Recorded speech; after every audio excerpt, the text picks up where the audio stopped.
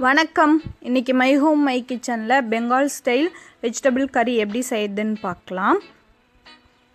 இந்த வெஜிடபிள் கறி செய்கிறதுக்கு ஒரு உருளைக்கிழங்கு, கொஞ்சம் பரங்கிக்காய், அப்புறம் ஒரு சின்ன துண்டு வாழைக்காய், 4 கத்திரிக்காய் எல்லாத்தையும் இந்த மாதிரி சின்ன சின்னதாக நறுக்கி தண்ணியில் போட்டு வச்சுருக்கேன். நறுக்கினோடனே தண்ணியில் போட்டுருங்க, அப்போ தான் கருக்காமல் இருக்கும். இப்போ இந்த காயெல்லாம் பொரிக்க போகிறோம். அடுப்பில் ஒரு பாத்திரத்தில் பொரிக்கிறதுக்கு தேவையான அளவுக்கு எண்ணெய் வச்சுட்டு எண்ணெய் நல்லா சூடாகணும். ஏன்னா நல்லா சூடானதுக்கப்புறம் நம்ம நறுக்கி தண்ணியில் போட்டு வச்சு இந்த காயை தண்ணியெல்லாம் நல்லா வடிச்சிட்டு அதுக்கப்புறம் எண்ணெயில் போட்டு 5லேருந்து 10 நிமிஷம் வரைக்கும் நல்லா பொரித்து எடுத்துக்கலாம். இந்த காயெல்லாம் எண்ணெயிலே கொஞ்சம் நல்லா வேகிற மாதிரி பொரிச்சிக்கணும்.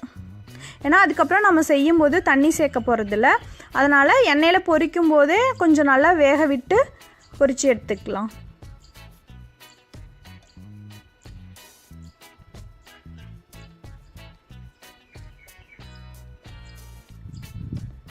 அவ்வளோதான். இப்போ எல்லா காயும் பொரிச்சாச்சு. இப்போ செய்ய ஆரம்பிச்சிடலாம். அடுப்பில் வேற ஒரு பாத்திரம் வச்சுட்டு 2 டேபிள் ஸ்பூன் கடலெண்ணெய் சேர்த்துக்கலாம். நான் கடலெண்ணெய் யூஸ் பண்ணுறேன், நீங்கள் கடுகு எண்ணெய் கூட சேர்த்துக்கலாம், அது ரொம்ப நல்லாயிருக்கும். எண்ணெய் சூடானோடனே 1/4 டீஸ்பூன் கடுகு, 1/4 டீஸ்பூன் ஜீரகம், 1/4 டீஸ்பூன் சோம்பு, 1/4 டீஸ்பூன் வெந்தயம், அப்புறம் 1/4 டீஸ்பூன் கருஞ்சீரகம் சேர்த்துக்கலாம். அப்புறம் 3 வரமிளகாய், 2 பிரியாணி இலை, அப்புறம் நீளமாக கீறின ஒரு பச்சை மிளகாய் எண்ணெயில் சேர்த்துட்டு கொஞ்சம் எண்ணெயில் எல்லாம் கொஞ்சம் நல்லா பொரியட்டும். எல்லாம் பொரிஞ்சதுக்கப்புறம் அடுப்போட சூடு கம்மி பண்ணிட்டு 1 டீஸ்பூன் மிளகாத்தூள் சேர்த்துட்டு 1/2 டீஸ்பூன் மஞ்சத்தூள், 1/4 டீஸ்பூன் மிளகுத்தூள் சேர்த்துக்கலாம். சேர்த்துட்டு நல்லா கலந்து விடலாம். அடுப்பு சூடு ரொம்ப கம்மியாக வச்சுக்கோங்க, இல்லைனா மசாலா கரிஞ்சு போயிடும்.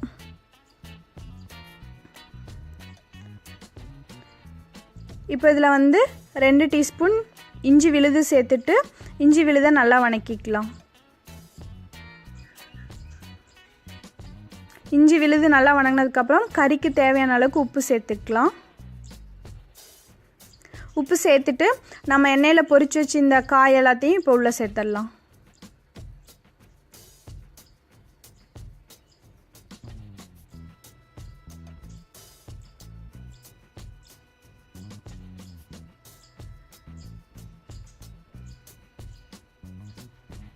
சேர்த்துட்டு காய் மேலே இந்த மாதிரி எல்லா மசாலாவும் சேர்ந்ததுக்கப்புறம் ஒரு 2 நிமிஷம் வேக விட்டுட்டு அதுக்கப்புறம் 2 கைப்பிடி அளவு நறுக்குன பசலைக்கீரை சேர்த்துக்கலாம்.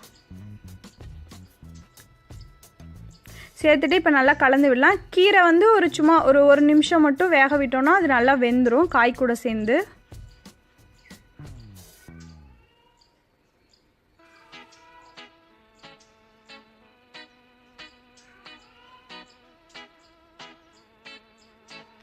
கீரை நல்லா வெந்ததுக்கப்புறம் மேலே 1 டீஸ்பூன் அளவுக்கு ஜீரகத்தூள் சேர்த்து நல்லா கிளறி விட்டுட்டு அடுப்பு ஆஃப் பண்ணி காய்கறி எல்லாத்தையும் வேறு பாத்திரத்துக்கு மாற்றிடலாம்.